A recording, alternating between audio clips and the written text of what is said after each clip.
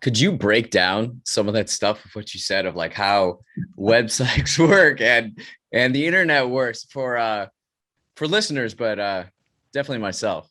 Yeah, sure. So like this is a super common concept that I have to talk people through if they want to know how something on the internet works. And you might know what this is too, but we have what's called a server. Do you know what that is?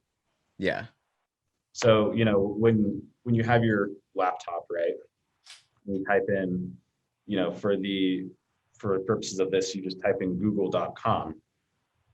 There's actually what happens is your computer will find Google's server, and then all of the traffic that goes from your computer. Well, hold on, I guess I'm not breaking this down right. Basically, what happens is your computer says, "Hey, Google, give me your web page," and then Google will respond with its web page from its server. Right? It's the reason why we call it a server. Is because, let's take the restaurant scenario, right? You're somebody, you go into the restaurant, you have a menu, and you say, I want the Google, and then the server brings you the Google, right? Okay. And so that's the basics of how the internet works, and all that. I mean, we can get real deep into it if you want, but I don't know if you want to. Okay. So something I'm curious about is maybe you're aware of this. Maybe you've taken a field trip there or something, but like, so these tech companies out on the West Coast, do they just like, what is they have all these servers, right? Right. What does that look like? And how are they stored? And are they like underground bunkers? Like how does No, that so operate? Yeah. it's like, so you have sort of you have a couple of different tiers for, Okay. let's say I'm a company A and I want to build this app, right? Let's say I want to build like a Gmail or whatever. So you have a couple of different options. One of the options, this is how more of the traditional route that people used to take, is they would buy a building and they would buy electricity, water, HVAC, stuff like that. And then they would buy servers. They would literally go and purchase servers from somewhere, bring them in, plug them in, configure BGP and everything on them, get some IP addresses from ARIN, which is the American Registry for Internet Numbers. They hand out IP addresses.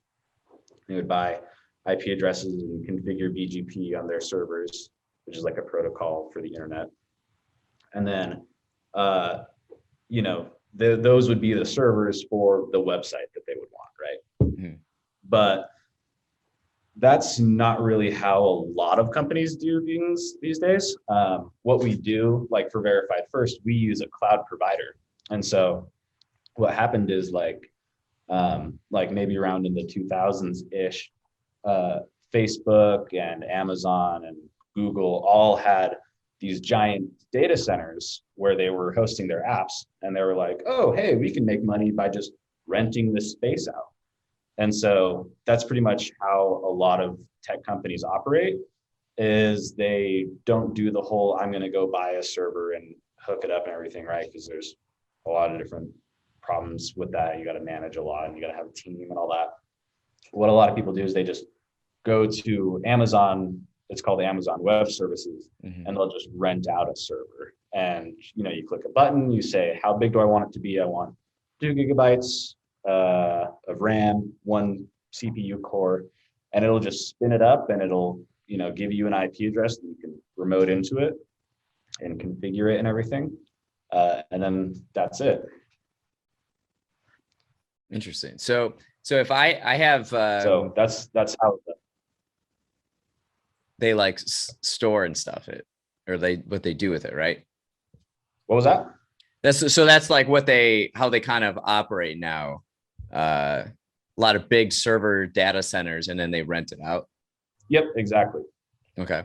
So if I probably have like 12 domain names through Bluehost. So I buy like server space or hosting through Bluehost. Yep. How does that work? So is like Bluehost own part of the server somewhere and then they rent it out to me? Yeah, so I'm not sure exactly about the Bluehost one. I don't know if they're so they could be sort of a man in the middle between you and Amazon, right? Or they could have, their own complete, their own servers, their own bare metal servers, like physical servers that you can go touch, and all that. Or they could be renting them out from Amazon, making them happy and pretty for people that want to host websites, and then reselling them. Okay. So I'm not sure which model they use, but yeah, if it's one of the two, right? Do most as far as like online, does every country have kind of their companies that have all the space built for all these servers, these data centers, or is a lot of it in the United States still?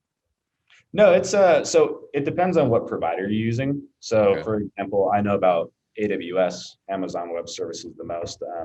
They have, I can't remember how many regions they have, but they have them all across the country, right? Like I had to spin up, we have a team in the Philippines actually, and I had to spin up a VPN for them. And so I just selected their closest region was, I think, Japan or something. And so it was like stupid easy. Went into Amazon, configured the server and everything in Tokyo, and then said, "Hey, here you go, Philippines team. Here's your credentials." And they were able to connect to a server that was all the way in Tokyo. Okay.